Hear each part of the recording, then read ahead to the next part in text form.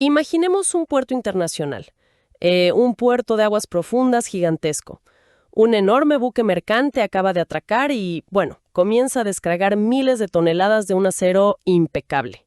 Acero brillante, listo para construir rascacielos. Exacto.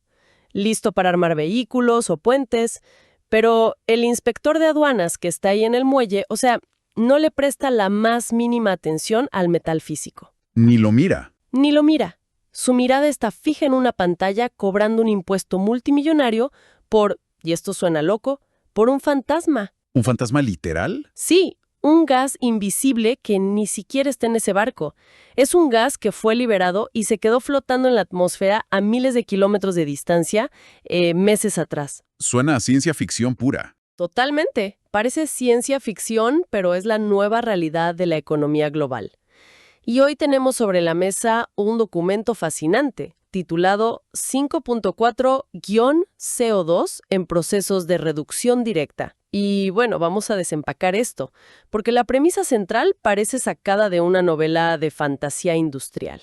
¿Y no es una exageración decirlo así? No lo es, porque el texto nos habla de figuras de autoridad que llama los sheriffs del carbono y de un sistema financiero implacable que opera como un Robin Hood ecológico. Yo, la verdad, estoy fascinada con los términos que usa. Es que el concepto de cobrar por algo invisible, digamos, altera absolutamente toda la lógica del comercio. Y nuestro objetivo con este análisis a fondo no es simplemente recitar qué es este impuesto al carbono. Claro, no queremos leer un manual de aduanas. Exacto. La misión es comprender por qué esta dinámica está reescribiendo por completo las reglas del comercio global del acero y el hierro.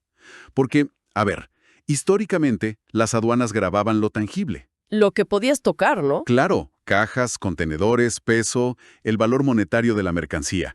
Pero ahora, el paradigma se invierte por completo.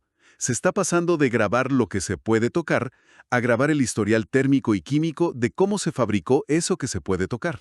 ¡Wow! La huella invisible es ahora, en muchos casos, más costosa que el producto mismo. Es como si cada viga de acero tuviera, no sé, un pasaporte kármico que detalla todo su impacto en el planeta antes de llegar al puerto. Esa es una gran analogía, un pasaporte kármico industrial. Pero claro, la idea de cobrar un arancel por un fantasma invisible suena genial en los pasillos de un parlamento. O sea, en la teoría económica es precioso. En el papel todo funciona. Sí, pero el problema en el mundo real, en medio del ruido, del humo y la suciedad de la industria pesada, es muy distinto. O sea, ¿cómo se atrapa a ese fantasma? Ahí está el gran reto. ¿Cómo se asegura un gobierno de que las corporaciones no mientan sobre sus emisiones? Porque eso requiere una vigilancia física implacable. Y el documento describe precisamente la mecánica de esta medición tan rigurosa. Nos presenta las herramientas que usan estos sheriffs del carbono para vigilar lo que entra a su jurisdicción. Una jurisdicción a la que el texto llama de manera muy poética la unión de reinos. La unión de reinos, claro. Pero a nivel práctico, ¿cómo miden esto? Bueno, en la práctica, medir el CO2 industrial a esta escala requiere básicamente hackear las chimeneas de las fábricas en todo el mundo. Espera, ¿hackear las chimeneas? Por así decirlo. El documento detalla que la primera línea de defensa de este sheriff son los sistemas SEMS. Por sus siglas en inglés, son sistemas de monitoreo continuo de emisiones. Ajá. Y ojo, no se trata de cálculos teóricos hechos por un burócrata en una oficina. Son sensores físicos, sensores ópticos y químicos reales, que están instalados directamente en las salidas de gases de los altos hornos. O sea, ¿están ahí respirando el humo? Literalmente. Estos equipos analizan el flujo de gas en tiempo real. Cuentan molécula por molécula para saber exactamente qué proporción de dióxido de carbono se está inyectando a la atmósfera cada segundo del proceso de producción. Básicamente es como ponerle un alcoholímetro a una fábrica de acero y obligarla a soplar las 24 horas del día. Me encanta esa imagen. Sí, tal cual. Si la fábrica excede el límite, pues queda registrado instantáneamente. Pero a ver, aquí tengo que hacer de abogada del diablo por un momento. Adelante. Sabiendo cómo funciona el mundo corporativo, con sus inmensos recursos financieros, ¿es realmente infalible este sistema de sensores químicos? Es una duda muy válida. Porque es muy fácil pensar que una corporación multinacional enorme podría contratar a un ejército de ingenieros y consultores para alterar esos sensores, ¿no? maquillar los números de la chimenea y presentar reportes falsos que engañen al sheriff. Bueno, lo fascinante aquí es que el sistema no confía ciegamente en el sensor. ¿Ah, no? Para nada. Los sheriffs aplican una segunda capa de seguridad que es imposible de hackear. Y es imposible porque está basada en la ley de conservación de la masa de Lavoisier. ¿Estamos hablando de física pura? Física pura.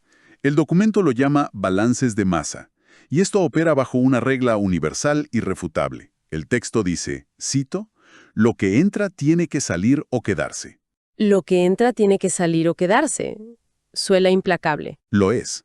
Si una planta siderúrgica compra e introduce en sus hornos, digamos, 100.000 toneladas de mineral de hierro y al mismo tiempo introduce 50.000 toneladas de carbón mineral para generar calor, Sí, la matemática del universo exige que esos átomos de carbono terminen en algún lugar. No se pueden desvanecer legalmente porque contrates a un buen bufete de abogados.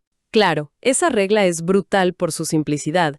O sea, me recuerda muchísimo a cuando alguien intenta llevar un registro estricto de calorías para una dieta. A ver, explícanos eso. O sea, imaginemos que el balance de masa es como una de esas aplicaciones de nutrición implacables. Si un cuerpo consume 3.000 calorías de alimentos y por su metabolismo quema 2.000, Ajá. hay 1.000 calorías que se van a quedar almacenadas en el cuerpo sí o sí. No hay atajos metabólicos ni excusas que valgan frente a la báscula. Exactamente. Es como una auditoría contable, donde en lugar de rastrear dinero en paraísos fiscales, se rastrean átomos de carbono. Y esa es exactamente la genialidad del mecanismo que plantea el texto. El auditor, o el sheriff, simplemente pide revisar los inventarios de compra.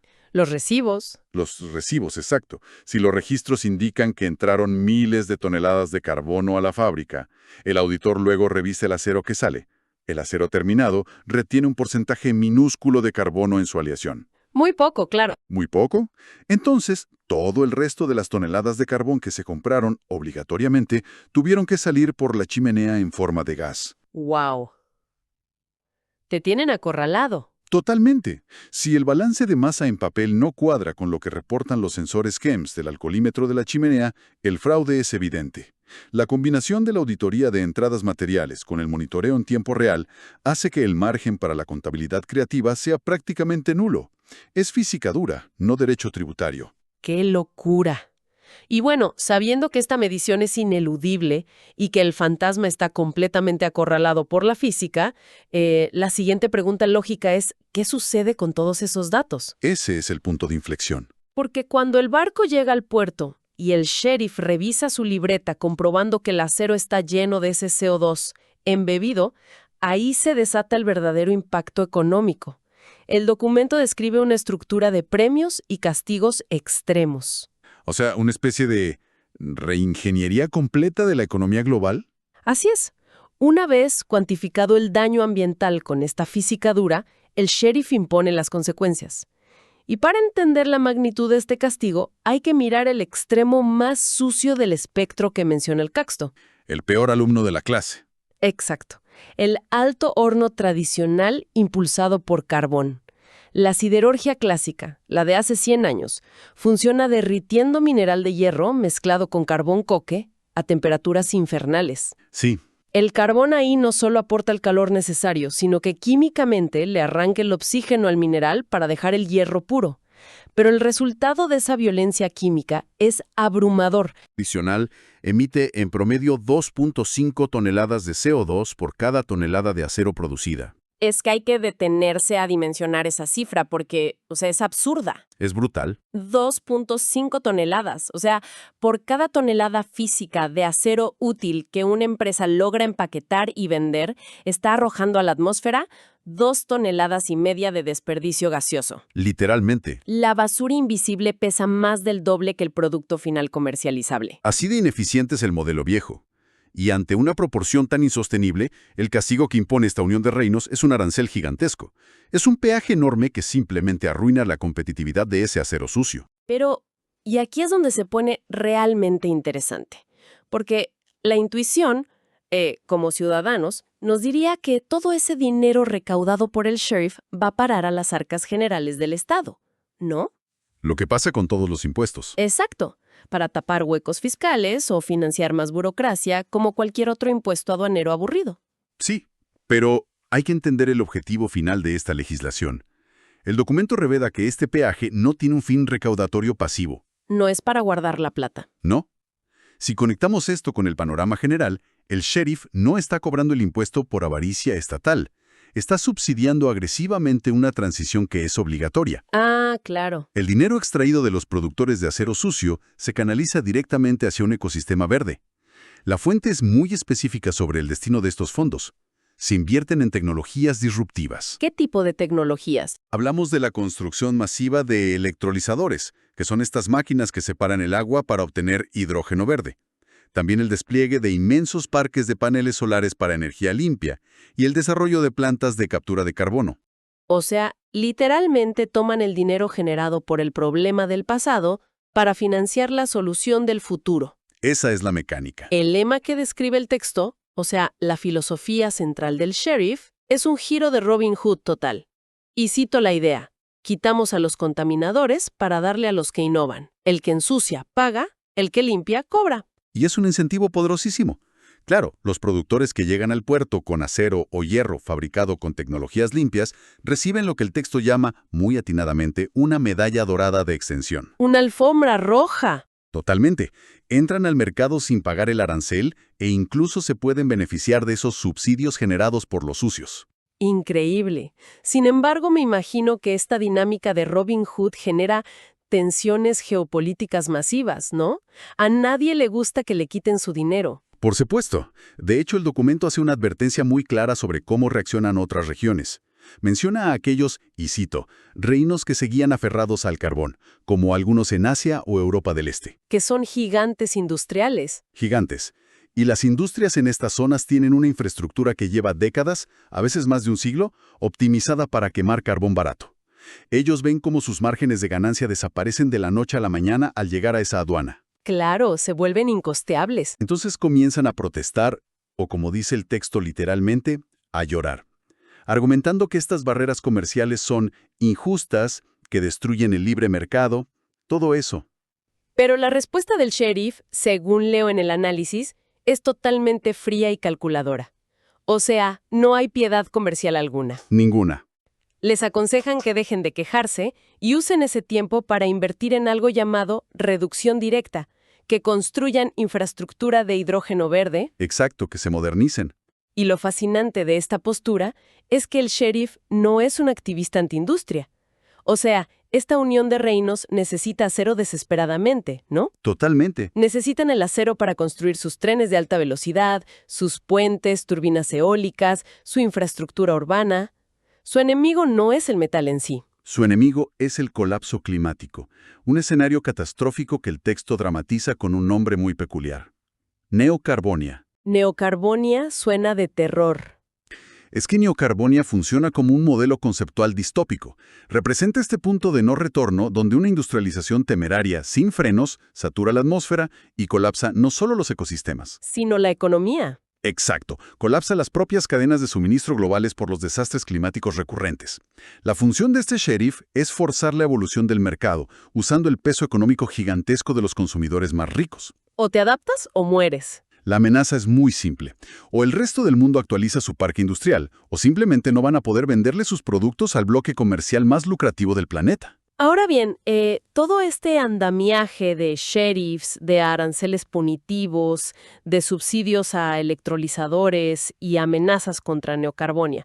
O sea, todo esto suena a un experimento hiperregulatorio diseñado por burócratas, no sé, en Europa o Norteamérica. Suena muy del primer mundo. Suena a un juego cerrado de las potencias ricas. Sin embargo, al adentrarnos en las implicaciones prácticas que da el texto, el documento da un giro geopolítico monumental y revela un ganador totalmente inesperado en el sur global. Es la mejor parte. Se detalla un caso de estudio específico que, resulta, tiene el lazo bajo la manga para ganar en este nuevo orden mundial del metal limpio. Y ese ganador, sorprendentemente para muchos, es Venezuela. Es, desde el punto de vista del análisis geopolítico y energético, el elemento más contraintuitivo de todo este material. Yo me quedé fría. Claro, porque cuando se piensa en Venezuela en el contexto macroeconómico internacional, la asociación inmediata e ineludible es el petróleo pesado, los combustibles fósiles, ¿verdad? Sí, la cultura petrolera. Nadie en su sano juicio apostaría a que jugarían con una ventaja masiva en un sistema de impuestos al carbono estricto. Pero el texto desglosa minuciosamente por qué los cargamentos venezolanos de HBI, que es el hierro briqueteado en caliente, Ajá. recibirían, y cito literalmente, una reverencia por parte de los sheriffs del carbono en lugar de un arancel castigador. Una reverencia aduanera. Y es clave entender que esa reverencia no surge de la diplomacia ni de acuerdos políticos, no. Surge de una infraestructura técnica muy particular que el país construyó hace mucho, quizás sin saber que décadas después sería la llave maestra de este comercio verde. Fue una apuesta industrial que envejeció excepcionalmente bien. El documento atribuye esta inmunidad aduanera a una triada tecnológica y geográfica casi accidental. El primer pilar de esta triada es el uso de gas natural en lugar de carbón para procesar el hierro. Y hay que explicar la inmensa diferencia química que esto supone porque no es un detalle menor.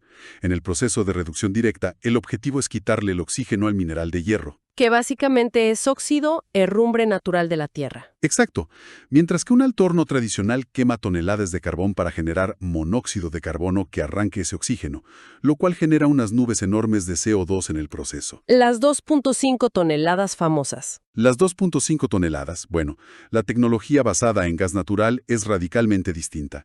El gas natural, el metano, está compuesto de un átomo de carbono y 4 átomos de hidrógeno. Ok. Cuando este gas se procesa, se reforma para la reducción directa. Es el hidrógeno el que hace la mayor parte del trabajo pesado. Se une al oxígeno del mineral de hierro para formar algo muy inocuo. ¿Qué forma? Simplemente vapor de agua. Vapor de agua. Sí, vapor. El resultado es que la huella de carbono directa del proceso siderúrgico se desploma dramáticamente en comparación con la siderurgia clásica a carbón. O sea, ese es el primer golpe maestro. Emitir vapor de agua y solo una fracción del CO2, en lugar de montañas de humo negro de carbón. Pero el sheriff del carbono, y aquí es donde el sistema demuestra que es exhaustivo, no se conforma con mirar solo lo que sale del horno principal. Tienen ojos en todos lados. También audita de dónde viene la electricidad que enciende los motores, las grúas, las luces y los compresores de toda esa fábrica. Y ahí entra el segundo pilar estratégico venezolano que menciona el texto, la energía hidroeléctrica. Y esto es vital. Este concepto técnico se conoce como emisiones de alcance 2 o emisiones indirectas. Alcance 2, ok. Y es un punto crítico donde muchísimas fábricas hipereficientes del primer mundo fracasan estrepitosamente. ¿Por qué? Porque pueden tener el horno de gas natural más moderno y brillante, pero si la electricidad de la ciudad que alimenta su fábrica proviene de una central térmica a 50 kilómetros que quema carbón, el sheriff suma todas esas emisiones al producto final. Claro, no te puedes lavar las manos diciendo, mi enchufe está limpio. Exacto. En el caso venezolano, el documento explica que la industria pesada en la región de Guayana está alimentada por un complejo de represas hidroeléctricas gigantescas sobre el caudaloso río Caroní. Es agua empujando turbinas. Nada más. Esto significa que la energía colosal, porque hacer hierro requiere muchísima energía, necesaria para mover la maquinaria pesada, se genera puramente por la fuerza del agua. El nivel de emisiones indirectas de CO2, ese alcance 2, es prácticamente cero. Es decir, la fuerza bruta mecánica viene del río, del agua, y la reacción química de adentro del horno viene del gas natural. Es un combo fortísimo. Es un combo ganador. Pero falta la joya de la corona que menciona el documento. El texto hace mucho énfasis en un tercer pilar técnico muy específico. Menciona la existencia de su, cito, única planta FinMet. FinMet, sí. Y para los que no dominamos la metalurgia pesada todos los días, ¿por qué el sheriff le hace una reverencia especial a esta planta en particular? El texto insinúa que evita un proceso llamado sinterización, que suena bastante oscuro, la verdad. Suena a película de ciencia ficción. Para entender el inmenso valor de la tecnología FinMet, hay que comprender primero el problema de los polvos de hierro. A ver. Cuando las mineras extraen el mineral de la tierra, mucho de ese material es polvo fino, casi como arena. En la industria tradicional asiática o europea, tú no puedes echar polvo directamente a un alto horno gigante. ¿Por qué no? Porque ahogaría el flujo de aire por dentro, el horno se taparía. Así que para solucionar esto, recurren a la sinterización. Agarran todo este polvo suelto de hierro, lo mezclan generosamente con polvo de carbón y lo hornean. ¿Lo hornean? Lo hornean en unas cintas transportadoras gigantescas para fundirlo superficialmente y crear rocas sólidas artificiales. Es un paso previo puramente preparatorio para que el horno pueda respirar. Ya veo. Pero es atrozmente ineficiente y libera cantidades masivas de gases de efecto invernadero y toxinas al aire. O sea, déjame ver si entiendo. ¿Queman montañas de combustible fósil adicional solo para volver a pegar el polvo en forma de piedras gigantes? Antes siquiera de empezar a hacer el acero real. Lo entendiste perfecto. Es una doble penalización ambiental y económica. ¡Qué desperdicio! Lo que hace la tecnología Finmet en Venezuela es revolucionario en este contexto aduanero. Utiliza un sistema que los ingenieros llaman lechos fluidizados. ¿Lechos fluidizados? Esto significa que la planta toma el gas natural reformado y lo inyecta a una presión altísima desde abajo, directamente hacia el tanque lleno de polvo de hierro fino. Ok. El gas empuja con tanta fuerza que levanta el polvo, haciéndolo flotar. El polvo seco se empieza a comportar visualmente como si fuera un líquido hirviendo. De ahí lo de fluidizado. ¡Wow! ¡Qué imagen visual! Y mientras flota, reacciona químicamente, y el gas le quita el oxígeno al polvo. Finmet se salta por completo la maldita sinterización. Claro, no hay necesidad de hornear esas rocas previas contaminantes. Ninguna. Al combinar el agente reductor limpio de gas natural, la electricidad cero emisiones hidroeléctrica y una tecnología avanzada que inyecta el gas directo al polvo, el hierro resultante tiene un perfil de emisiones tan bajo que rompe las métricas tradicionales de la aduana. Es fascinante ver cómo se alinean los astros técnicos, ¿no? O sea, una nación con una matriz económica históricamente ligada a las emisiones fósiles más pesadas se encuentra de pronto exportando un hierro prerreducido que es literalmente el sueño dorado del activismo climático europeo. Es la ironía del siglo. Totalmente. Según el texto, la situación es tan favorable bajo las nuevas reglas de este Robin Hood ecológico que los productores con estas características técnicas no solo evitarían el arancel castigador. Sino que podrían ganar dinero. Exacto. Podrían llegar a recibir beneficios financieros derivados del impuesto que se le cobró a la competencia más sucia. Su geografía y sus ríos los convierten en ganadores aduaneros por defecto. Y esto, si lo analizamos a fondo, nos ofrece una lección profunda sobre cómo están cambiando las ventajas comparativas en la economía global de hoy. ¿A qué te refieres exactamente? A que durante el siglo XX, la ventaja indiscutible de un país para dominar la industria pesada era tener minas de carbón baratas cerca, yacimientos de hierro accesibles y mano de obra económica. Quien tenía eso, dominaba el mundo. Claro, el modelo de la revolución industrial. Hoy, con la llegada del sheriff del carbono, la nueva e indiscutible ventaja comparativa a nivel global es la energía base limpia. La energía base limpia. Sí, si la naturaleza de un territorio geográfico o su red eléctrica heredada está libre de carbono, la producción industrial asentada allí obtiene automáticamente un margen de competitividad formidable en el mercado internacional moderno. La limpieza de la red eléctrica es ahora en la práctica un subsidio de exportación silencioso. Es un subsidio natural. Todo este complejo entramado de aduanas, de sensores ópticos y balances químicos implacables nos lleva a la reflexión final del documento. Lo que el texto encapsula muy poéticamente como la moraleja del sheriff del aire. Una gran frase. Es que el texto dicta, y cito, el CO2 no entiende de fronteras ni de banderas. Lo que sube al cielo cobija a todos. O sea, es una verdad súper incómoda para el viejo comercio tradicional. Sí, desarma el proteccionismo de antes. Porque una tonelada de carbón quemada en una fábrica, digamos, en Asia o en Europa del Este, calienta la atmósfera y altera el clima global exactamente igual que si se hubiera quemado en el centro de París, en Nueva York o en Tokio. Por eso, la vigilancia no puede detenerse en las fronteras físicas de la Unión de Reinos. Esto plantea una pregunta importante que redefine por completo cómo entendemos las relaciones internacionales modernas. A ver. Tradicionalmente se observaba a las regulaciones ambientales como un aspecto tangencial de los negocios, ¿verdad? Sí, como algo de marketing. Exacto. Era un tema de relaciones públicas, de responsabilidad social corporativa en los folletos, o de cumbres climáticas llenas de discursos, de buenas intenciones, pero sin dientes punitivos reales. Papel mojado. Lo que este documento y la figura del sheriff demuestran es que el medio ambiente ha dejado de ser un tema secundario de activismo. Se ha convertido en la espina dorsal de la macroeconomía dura. El cumplimiento ambiental es, hoy por hoy, la barrera de entrada más implacable y monetizada al comercio internacional. ¿Y el que no cumpla? Quien ignore las matemáticas de la atmósfera simplemente será expulsado del tablero de juego global por asfixia económica. Así de simple. Tremendo. Todo este análisis a fondo nos deja con un pensamiento muy provocador frente al futuro. Una idea para que dejemos a la audiencia explorando a partir de lo que expone la fuente. Si este CO2 embebido, estas emisiones invisibles y esta especie de huella kármica de los materiales se están convirtiendo en el peaje aduanero más definitorio y caro del planeta.